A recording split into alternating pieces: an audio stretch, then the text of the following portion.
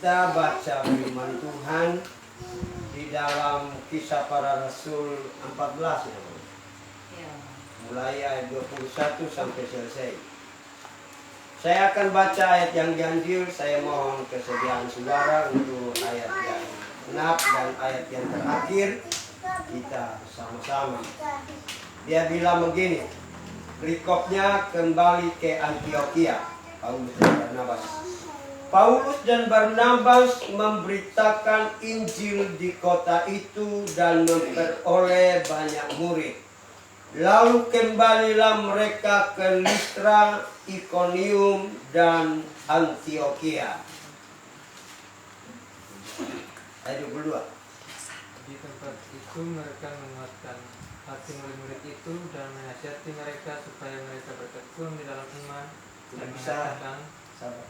Kisah Para Rasul 14, lagi cari loh. 14 ayat 21. Kisah Para Rasul 14 Kisah Para Rasul 14 ayat 21. mulai ayat yang ke-21.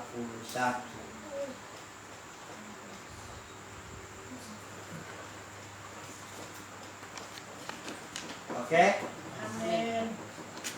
Sudah dapat semua? Amin. Amin.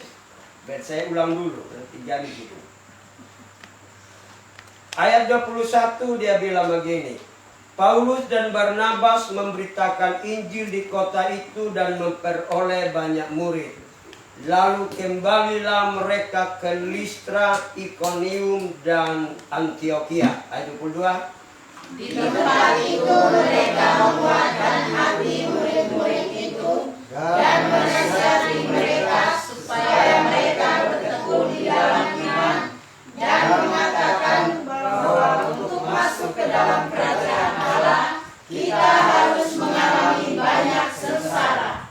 Di tiap-tiap jemaat rasul-rasul itu menetapkan penatua-penatua bagi jemaat itu, dan setelah berdoa dan berpuasa mereka menyerahkan penatua-penatua itu kepada Tuhan yang adalah sumber kepercayaan mereka.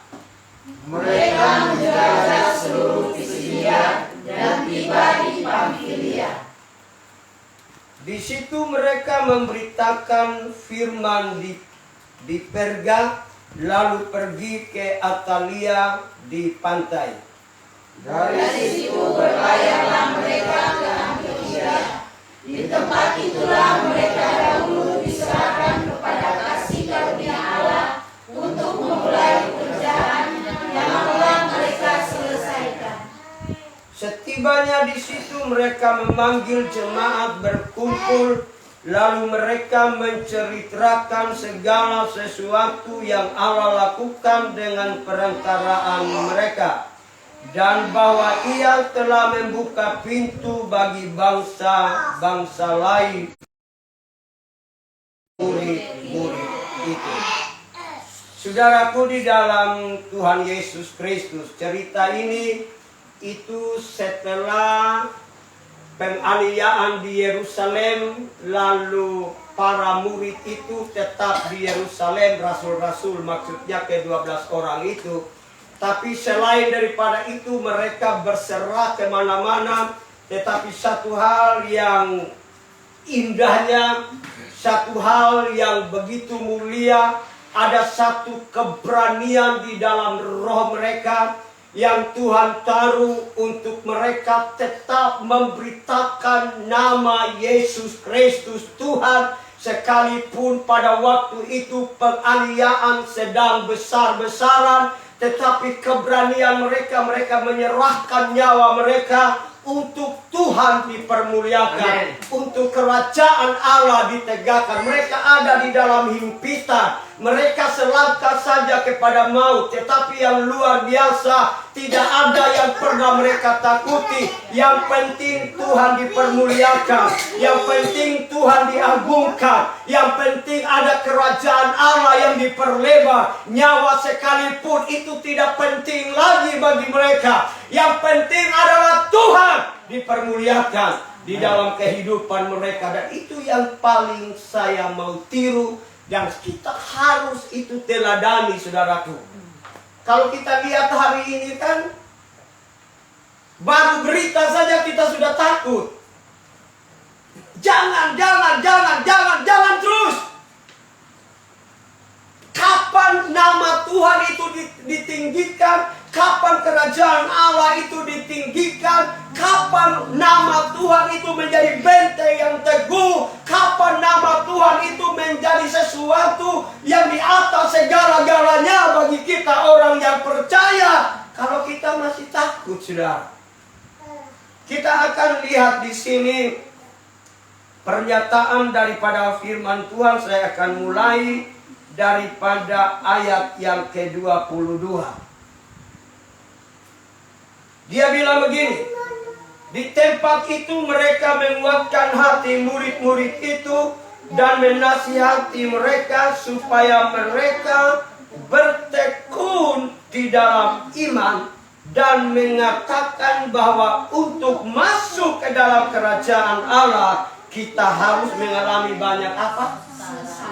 Banyak sengsara. Kita lihat dulu, saudara, sebelum kita lanjut, di dalam Filipi pasal 1 ayat yang ke-29, apa kata firman Tuhan?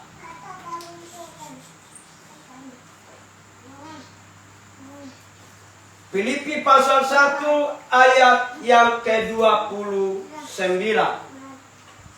Dia bilang begini, saya baca, sebab kepada kamu dikaruniakan bukan saja untuk apa? Untuk percaya kepada Kristus, melainkan juga untuk menderita untuk Dia. Artinya, saudaraku di dalam Tuhan, percaya sama menderita itu satu paket, tidak bisa dipisahkan. Kalau yang namanya orang percaya Yesus sebagai Tuhan dan Juru Selamat, dia ada di dalam satu kerajaan yang tidak tergoncangkan. Dia menaruh imannya kepada Tuhan yang memiliki kedaulatan di dalam segala keadaan. Artinya, saudaraku di dalam Tuhan, dia tidak ikut arus, tetapi dia melawan arus. Apa artinya melawan arus? Dia akan melawan tradisi-tradisi yang tidak memuliakan Tuhan. Dia akan melawan perilaku-perilaku yang tidak normal di dalam gereja. Dia akan tampil dengan sebuah kehidupan, dengan gaya hidup yang berbeda. Bukan ikut-ikutan. Ketika kita lawan arus, saudaraku di dalam Tuhan, artinya saya dan saudara siap memikul salib kapan saja. Kalau tidak siap pikul salib, itu bukan Kristen. Itu orang yang punya agama. Karena Kristen itu bukan gaya agama. Kristen itu kehidupan sorga yang kita bawa di bumi. Dan kita teladankan itu. Karena kita bukan dari bawah, tapi kita dari atas. Dan roh yang di dalam kita bukan roh yang dari dalam dunia ini, tetapi roh yang dari sorga, yang dimeteraikan oleh Tuhan di dalam diri saya dan di dalam diri saudara. Artinya, karakter yang saudara tampilkan beda. Tidak sama, saudaraku. Kalau sama berarti iman saudara belum sama Kristus. Mungkin imannya agama, begitu ya. Kita kembali, saudaraku, di dalam Kisah Para Rasul tadi. 14 ayat yang ke-22.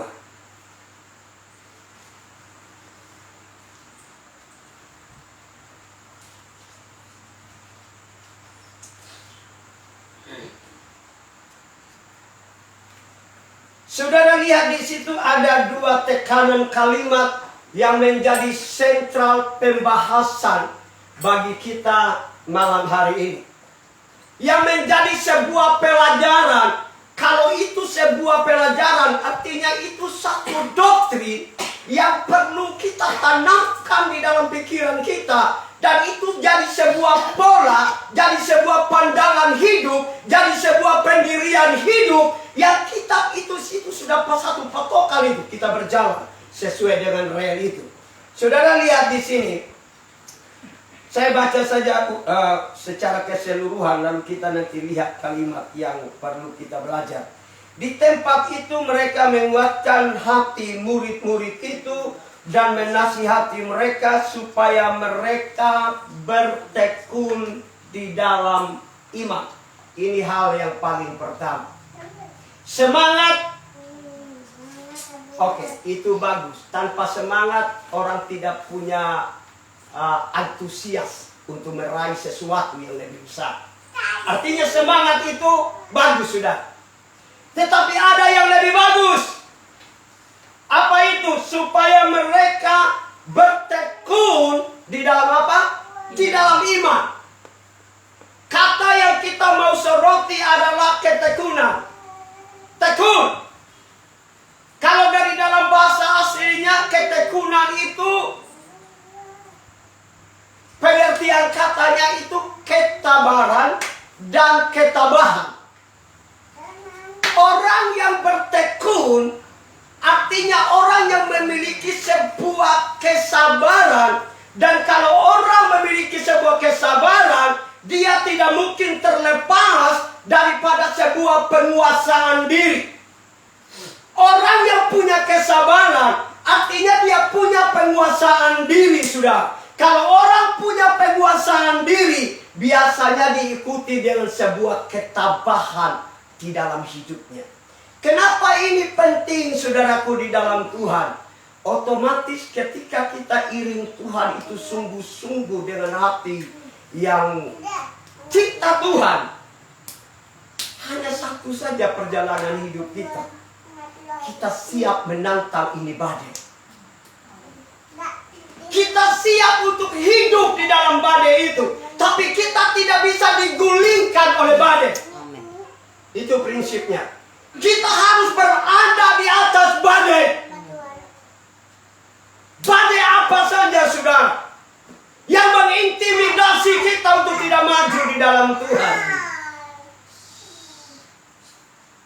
Makanya saudaraku, di dalam Tuhan Yesus Kristus, orang yang punya kesabaran dan ketabahan, dia akan memiliki daya tahan di dalam perjalanan kehidupan ini. Karakter lebih penting daripada segala-galanya. Karakterlah yang membuat engkau sudah berkenan dan menyenangkan hati Tuhan. Bukan soal apapun. Kalau orang yang ikut arus itu, saudara, tidak tahu dia punya pendirian hidup yang mana. Karena pendirian hidup itu artinya tidak terombang-ambing oleh arus keadaan, pengajaran, doktrin, seperti apapun juga. Dia punya ketetapan hati untuk terus berdiri di dalam pengenalan yang benar akan Tuhan, dan dia taruh imannya di situ, tidak goyah lagi. Orang yang punya iman itu, saudara, dan dia berani melangkah dengan imannya, dia tidak lihat rintangan. Yang dia lihat apa? Kesempatan. Orang yang punya iman, apalagi Tuhan mengaruniakan roh keberanian di dalam hatinya, dia tidak lihat gelombangnya, tapi dia lihat kesempatan untuk Tuhan dipermuliakan di dalam gelombang-gelombang hidup ini. Saya baru bilang sama istri saya tadi, karena banyak orang hari-hari di akhir ini hanya karena harta sepotong hubungan hancur. Hanya karena tanah sejengkal orang baku potong, baku bunuh. Tidak lihat lagi sekandung kah, sepupu kah, tidak perhatikan lagi. Yang penting hartaku engkau senggol, habis. Lalu saya bilang sama istri saya ini kan sudah umur 53, mau 54. Istri saya 48, mau jalan 49. Oh, jalan 50. Mas muda. Artinya saudaraku di dalam Tuhan, kalau Tuhan menggenapkan ketetapan yang ada di dalam ini 70 tahun, berarti saya lagi 17 tahun kira-kira baru saya kembali. Kalau Tuhan masih menetapkan lagi melebihi batas, artinya ada bonusnya saudara, berarti bisa sampai 20 tahun. Lalu pertanyaannya, selama di dalam waktu yang 20 tahun ini, apa yang kita harus buat? Apakah hanya demi harta kita gonjangkan hubungan? Apakah hanya demi harta kita harus korbankan keintiman, kekeluargaan, kekompakan, kesatuan? Saudara, bagi saya harta tidak penting. Setelah hatiku dijamah Tuhan. Kenapa saudaraku di dalam Tuhan beda dengan orang dunia? Dulu kan Winirai dengan toko Go itu hanya tanah sejengkal, kaya triliun uangnya.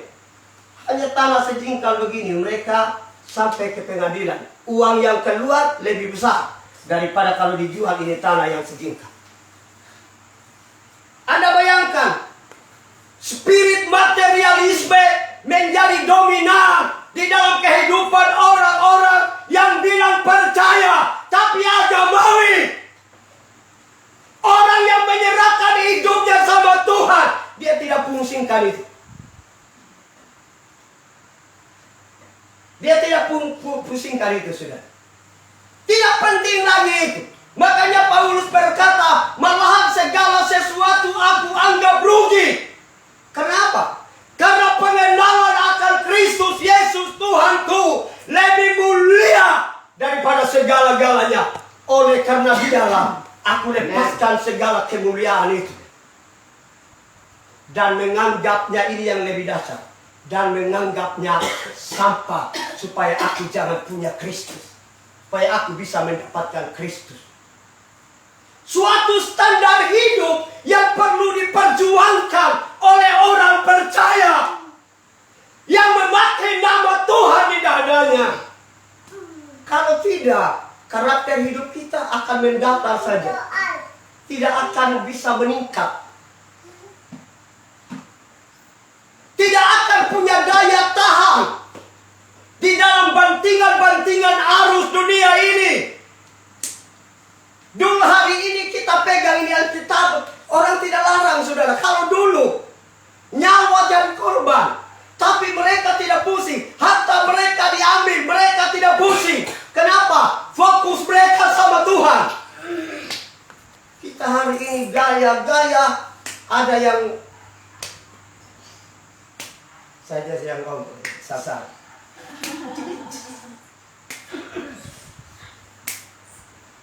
Lebih baik gaya ini milik Tuhan dan kita mempraktekkan kehidupan yang memuliakan Tuhan apa adanya. Itu lebih hebat dan lebih dahsyat. Bukan pujiannya dari bawah, pujiannya dari atas. Kalau pujiannya dari atas itu murni, tidak ada embel-embel. Ada orang yang puji gila supaya dapatkan sesuatu. Di mana-mana itu terjadi hanya untuk mendapatkan jabatan. Orang jilat yang di atas.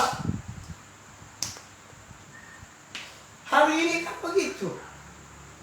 Kalau kita mau layak dan berkenan di hadapan Tuhan, dengar baik-baik saudaraku di dalam Tuhan. Untuk iman saya, iman saudara bertumbuh, menyenangkan Tuhan, memuliakan nama Tuhan, mengagungkan Tuhan. Ceri di dalam doamu, Tuhan berikan saya kekuatan, berikan saya hati yang mengasihi Tuhan saja.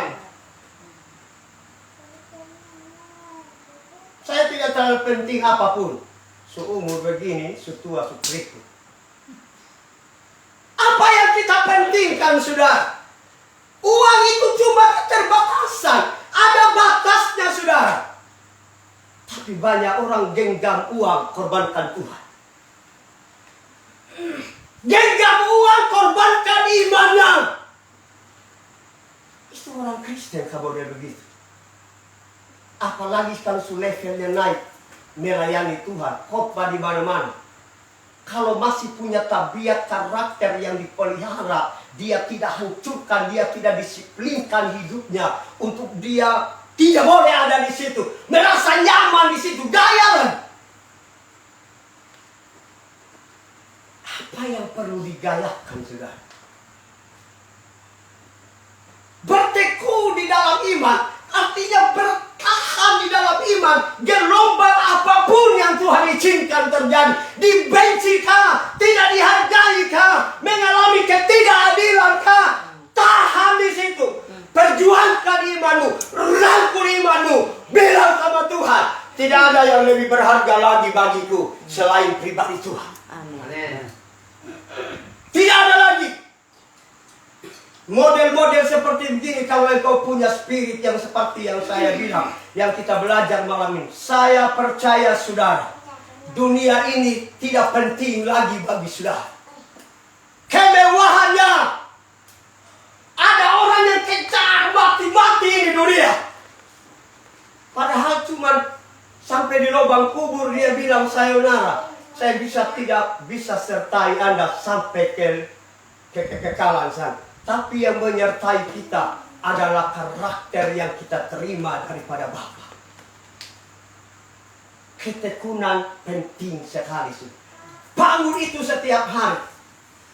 Bersabar dengan segala kondisi. Bersabar dengan anak-anak. Bersabar dengan suami. Bersabar dengan istri. Bersabar dengan mama mantu. Bersabar dengan bapak mantu. Segalanya butuh kesabaran. Untuk kita bisa menerapkan firman Tuhan. Sehingga tidak hanya gong yang orang dengar, tapi isinya tidak ada. Untuk apa? Untuk apa sekolah tinggi sampai di langit, tapi isinya tidak ada. Hanya menangnya di pengetahuan, intelektualnya yang diisi. Tapi spiritnya nol, kosong. Tuhan tidak butuh intelektual saja. Tapi dasar iman yang kokoh, yang teguh, itu yang Tuhan butuhkan di dalam Tuhan. Ketekunan. Untuk saudara bisa memperoleh sebuah ketekunan, perlu konsisten dalam hidup ini. Berketetapan hati untuk tetap melakukan sekalipun orang tidak lakukan. Itu konsisten. Orang tidak berdoa, saya berdoa. Orang tidak baca firman, saya baca firman. Orang tidak belajar mengasihi, saya belajar mengasihi. Artinya punya ketetapan hati. Kenapa Daniel punya roh yang luar biasa? Dalam Daniel 1 ayat yang ke-8 dia bilang, dia berketetapan hati untuk tidak menajiskan dirinya. Hanya beberapa orang sanggup membuat goncangan dan pengakuan daripada yang tertinggi berkata, ini Allahnya Daniel yang harus disembah. Apakah kita bisa dalam kota ini? Atau kita takut? Atau kita takut untuk menampilkan hidup yang benar di hadapan Tuhan? Banyak orang takut begitu kan? Apalagi di hadapan pimpinan, apalagi di hadapan penguasa-penguasa kota. Dia bukan nantang pola yang salah, tapi dia jilat. Saudara menyenangkan Tuhan begitu, dengar. Tidak menyenangkan Tuhan. Engkau sedang menentang penguasa segala-galanya. Dan engkau menyenangkan penguasa yang dibawa, yang diangkat oleh Tuhan sesuai dengan Mazmur 75 itu. Tuhan rendahkan yang satu dan dia angkat yang lain. Kalau Tuhan tidak mau, jangan harap. Bagi saya jabatan juga tidak penting. Baru-baru Bapak Gembala tahu, aduh, kasih masuk berkas. Saya sebentar pikir-pikir untuk naik jenjang. Dulu saya masih makmur. Yang saya mau kejar adalah apa? Kualitas imanku di hadapan Tuhan. Makanya sampai hari ini saya belum kasih berkas. Saya lagi pertimbangkan. Apa yang paling penting di bumi ini lagi. Tidak ada lagi selain Tuhan. Tidak ada lagi yang lebih menyenangkan kecuali kita belajar untuk menikmati, menyembah Tuhan, merenungkan firman-Nya, membangun karakter yang memuliakan Tuhan, merangkul semua orang jadi saudara kita. Saudara, khotbah yang berapi seperti apapun, kalau engkau tidak punya karakter, saya tidak pilih kamu. Pelayanan membutuhkan kualitas. Jangan cuma menang gaya suara, tetapi hidupnya porak-poranda, kacau balau. Tidak punya prinsip, tidak punya pendirian.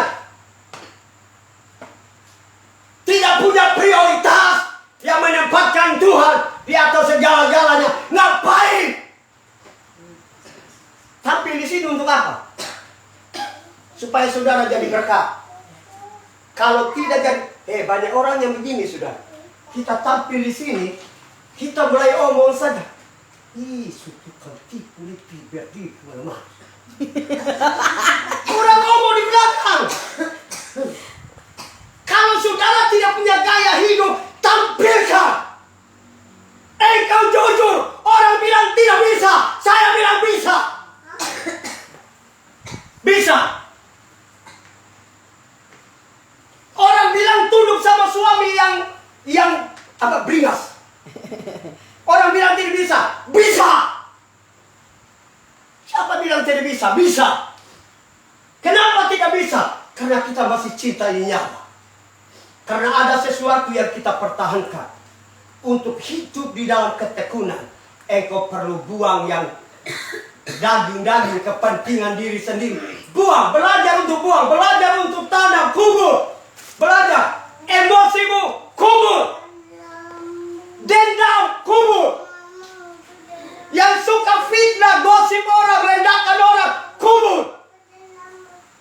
Supaya kita hidup di dalam ketekunan, hidup untuk memuliakan Tuhan, bukan hidup untuk menjijikkan Tuhan dan membuat Tuhan diolok-olok oleh orang. Amin. Amin. Ya, kalau khotbah yang begini kan kalau tidak suka. Tapi perlu dikembangkan. Tapi ada timbal baliknya. Kau keras sama orang. Kalau kau keras sama orang di atas standar 10, 11 atau 12, kau keras terhadap dirimu sendiri. Kalau orang bangun jam 5, saudara bangun jam 4. Korbankan yang penting dalam hidupmu supaya Tuhan dipermuliakan di dalamnya. Tampil gaya-gaya ganteng begini tapi tidak punya karakter yang memuliakan Tuhan, percuma saudara. Saya lihat di cermin saya masih ganteng. Umur sudah 50-54. Mama. Kami dari mama dulu orang sampai nonton di jalan-jalan karena masih banyak orang tinggal di gereja. Kami pengayang itu kerikil yang dari samping itu sampai di muka itu untuk gereja yang sekarang. Perempuan laki-laki orang nonton. Mama juga. Mama juga. Tante Valen. Iya. Itu kami, saya tidak ingat, saya tidak lupa di Kurjas. Jadi saudaraku di dalam Tuhan Yesus Kristus, jadilah sesuatu pribadi yang cuma menyenangkan Tuhan. Menaruh hidup ini untuk dikhususkan dan jadi kebesaran bagi nama Tuhan. Itu lebih penting daripada sejuta kata yang kau habiskan di luar. Amin. Bertekunlah dalam iman. Untuk tetap hidup di dalam iman itu, bagaimana kita bisa lihat kesempatan di dalam gelombang hidup? Ketika orang rendahkan kita, bagaimana kita lihat kesempatan di sakit saudara? Saya berjuang setengah mati kalau kadang Tuhan izinkan hal-hal yang begitu terjadi. Berjuang setengah mati untuk menempatkan segala-galanya cuma Tuhan. Berjuang setengah mati untuk membangun ini karakter hidup. Bukan cuma butuh 1 hari. Makanya Tuhan tidak cinta jalan pintas, tapi Dia cinta sebuah proses. Tekun. Kita lihat yang berikut, saudara.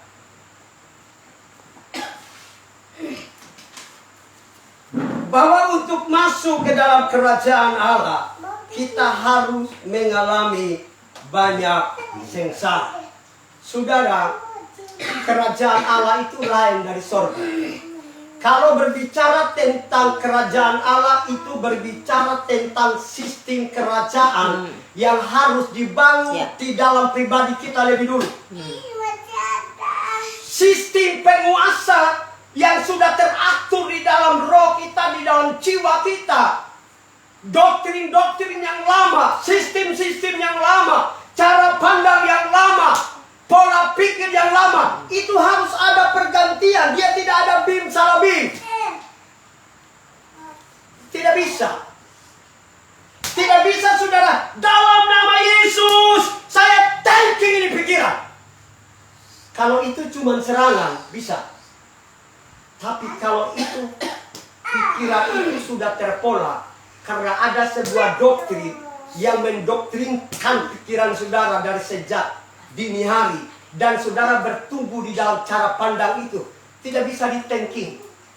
Dia hanya bisa mengalami pergantian posisi.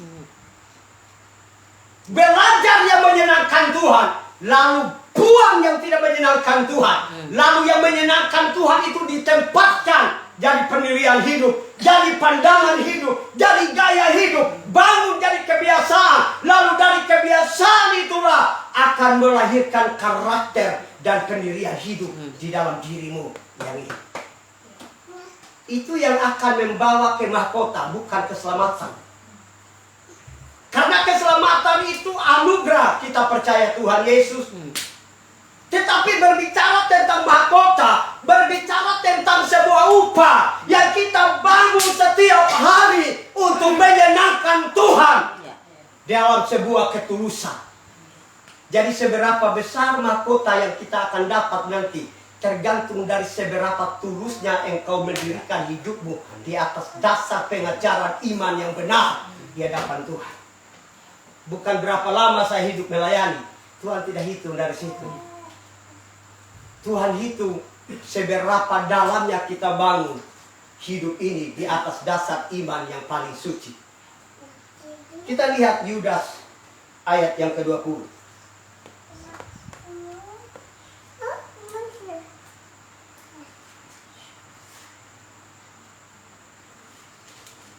Ayat yang ke-20. Dia bilang begini. Akan tetapi kamu saudara-saudaraku yang kekasih, bangunlah dirimu, pribadimu sendiri di atas dasar imanmu yang paling suci, dan berdoalah di dalam apa? Di dalam roh. Roma 8 ayat 26 kan dia bilang begini, berdoalah dalam roh. Ayat yang ke-26. Dia bilang begini, demikian juga roh membantu kita dalam kelemahan kita, sebab kita tidak tahu bagaimana sebenarnya harus berdoa. Tetapi roh sendirilah berdoa untuk kita kepada Allah dengan keluhan-keluhan yang tidak apa? Yang tidak terucapkan. Ini berbicara tentang apa? Berbicara tentang bahasa roh. Di bumi saja, saudara, ada dua bahasa yang kita kenal. Bahasa ibu dan bahasa nasional. Di surga juga ada yang begitu. Ada yang bahasa roh secara umum, ada bahasa roh yang diberikan karena keadaan dan kondisi, dan karena kebutuhan-kebutuhan yang menyangkut itu sangat dibutuhkan. Tuhan memberikan itu. Tapi ada yang dikatakan bahasa roh secara umum. Saudara tidak bisa bawa bahasa ibu ke sabu sana, kalau bahasa dari Maumere. Tidak bisa, harus pakai bahasa Indonesia di sana, bahasa nasional. Artinya saudaraku di dalam Tuhan, kalau kita mau menyenangkan Tuhan, bangun dirimu. Bangun rohmu lebih dulu. Ada seorang hamba Tuhan, dia bilang, ketika dia bangun tidur, sebelum dia keluar dari tempat tidurnya, ada sekitar setengah jam dia harus berbahasa roh. Kenapa? Karena dia bilang begini, akal budi kita ini terbatas. Tapi kalau roh kita, ketika connect dengan roh Tuhan, itu dia jadi tidak terbatas. Ide-ide yang brilian, ide-ide yang mulia, itu akan tersalur lewat roh kita. Dan dia akan pantulkan ke akal budi kita. Dan kita mulai bicara. Kita mulai ambil keputusan. Itu penting. Berbahasa roh adalah tanda bahwa di dalam dirimu sudah dimeteraikan dengan roh Allah yang hidup.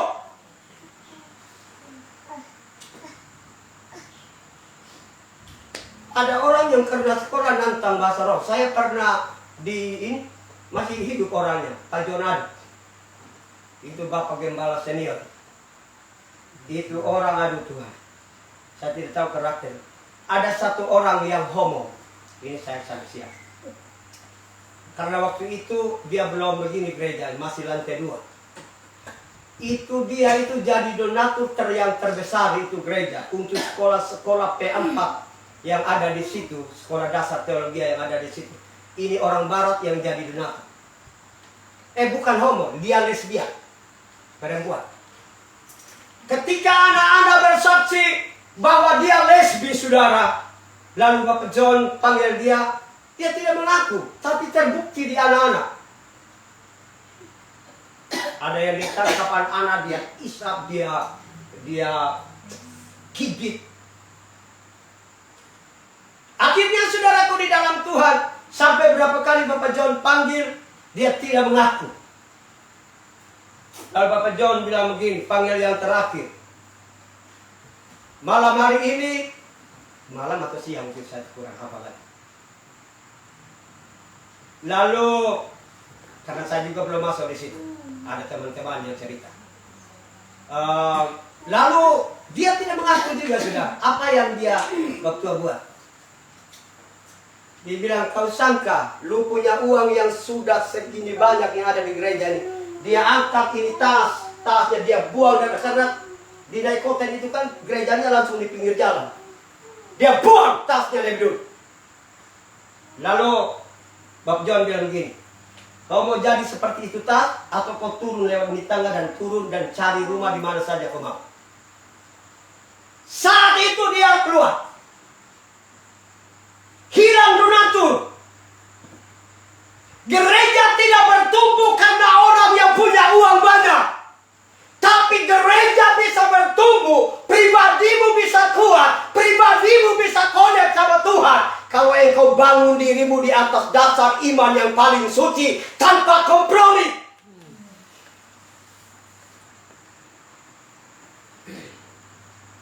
Pada waktu Pak Meltari datang di kota Kupang, gereja satu-satunya yang tidak menerima beliau, padahal Pak Meltari dengan Pak John sahabat yang begini. Mujizat masih terjadi, tapi apa yang menjadi penyebab sehingga beliau tidak menerima, saudaraku? Karena bejatnya istrinya, keluarga sepakat untuk cerai. Tapi yang Pak John bilang, kau salah. Kalaupun kau ceraikan, jangan kau nikah. Gereja lain terima karena masih ada mujizat. Pak John bilang lawan firman, artinya nentang Tuhan. Ini penting. Kita bangun dalam diri kita yang modern. Jangan kompromi karena kita punya persahabatan, kita suka sama orangnya, lalu kita angkat dari pelayan. Kita angkat, percayakan dia. Untuk apa? Kita punya standar yang bagus. Itu bukan memuliakan Tuhan. Dengar. firman Tuhan jamin. Karena Tuhan tidak menabrak ayat yang satu dengan ayat yang lain. Jadi saudaraku, tidak bangun dirimu di atas dasar iman yang paling suci. Setelah kita percaya itu harus. Jangan seperti anak kecil yang merengek setiap hari, jatuh bangun dalam dosa yang sama, tidak pernah berubah. Tidak pernah belajar untuk menghormati Tuhan, punya hati yang sungguh-sungguh takut, hormat akan Tuhan. Keputusan suami kalau salah dengan nyangka. Ngapain turut kalau keputusannya menentang firman? Karena Tuhan yang mempercayakan otoritas yang tertingginya firman Tuhan. Hormati firman. Kalau seturut dengan firman, kita hormati. Termasuk pemerintah. Hormat pemerintah itu selama dia masih seiring sejalan dengan firman. Kalau tidak seiring sejalan dengan firman, saya pusing. Baru-baru orang tutupkan punya ada pun jalan. Saya bilang ini orang begini, saya pusing. Yang saya pusing, lihat ini sertifikat. Kalau benar-benar itu benar, makanya yang pertama saya hubungi Pak Siti. Bapak kalau begini bagaimana? Jawabannya pertanyaan gini. Saya cek kebenarannya, supaya jangan bertindak yang salah. Ketika kita bertindak yang benar, risiko itu tidak terlalu penting. Selama saudara ada di dalam pola yang benar, sekalipun dampaknya negatif bagi diri saudara, Allahmu bisa bekerja untuk merubah yang negatif menjadi sesuatu yang mendatangkan kebaikan bagi saudara. Amat sangat penting untuk bangun dalam pribadi seorang hamba Tuhan yang seperti begini. Paulus dan Barnabas diseret, tapi mereka masih tetap pergi memberitakan Injil Kerajaan Allah. Memberitakan kebenaran sendiri, tapi berani merambat.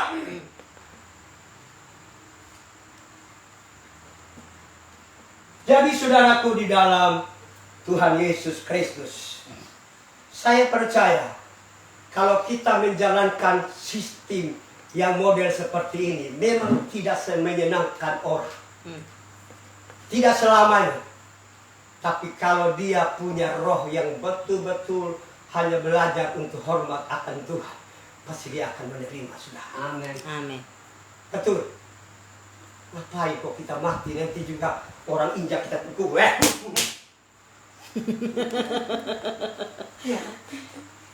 Tidak ada satu yang tidak bawa. Orang pakai injak. Kami punya bos mati umur 58. Dia beri pulau Jepara, tidak bawa itu pulau. Aset di mana-mana, tidak bawa. Yang saudara bawa apa?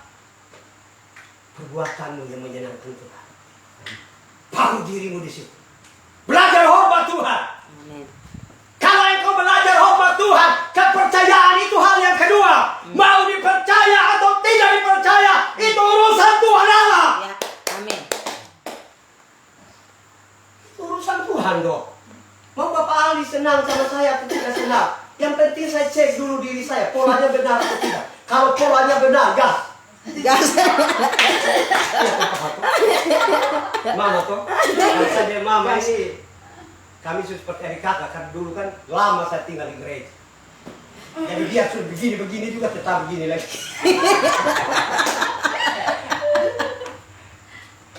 Ya.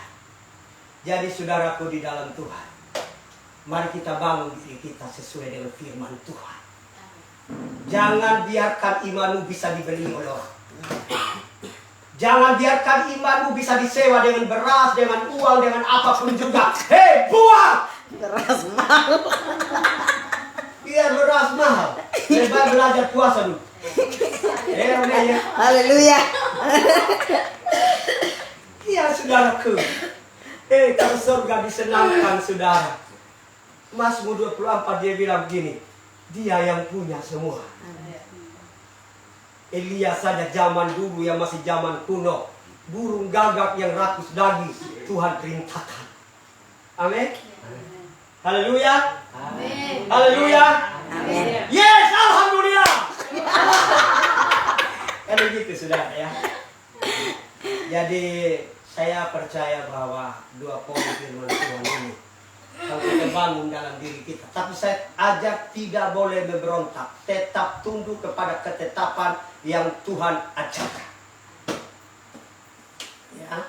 Jadi hanya itu firman Tuhan yang dapat kita dengar bersama-sama. Kataku keras, tapi saya sedang belajar untuk menaklukkan diriku sendiri. Hanya saya punya anak ini. Kita suruh belajar firman, saya ancam dia untuk tidak dikasih makan. Kadang dia lari juga. Namanya anak-anak, saya mengerti. Tapi kita tetap disiplinkan. Supaya apa? Supaya anak-anak jangan jadi duri di dalam daging, tapi menjadi kebanggaan bagi orang tua. Tuhan Yesus memberkati. Haleluya. Saya serahkan kembali untuk kita masuk di dalam penyembahan.